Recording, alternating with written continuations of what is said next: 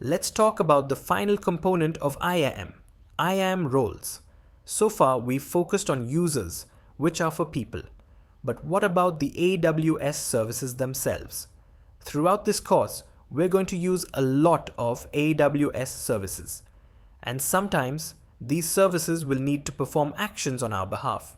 For example, a virtual server might need to save a file somewhere. Just like a user, that service needs permission to do its job. But you don't create a user for a service. That's what an IAM role is for.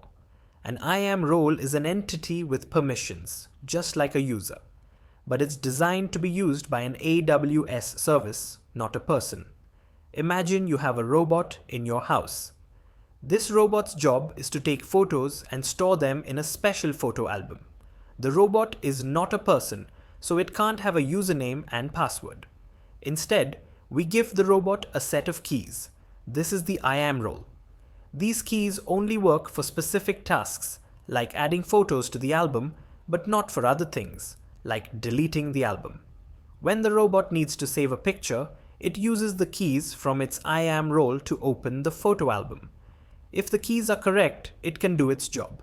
So in this example, the robot is the AWS service, like an EC2 instance. The photo album is the AWS service it needs to access, like S3. The set of keys you give the robot is the IAM role. The IAM role gives a service just the right amount of permission to do its specific job without needing a human to log in. I hope you understood the concept of IAM roles. In next video, we will do it in the console and you will understand better.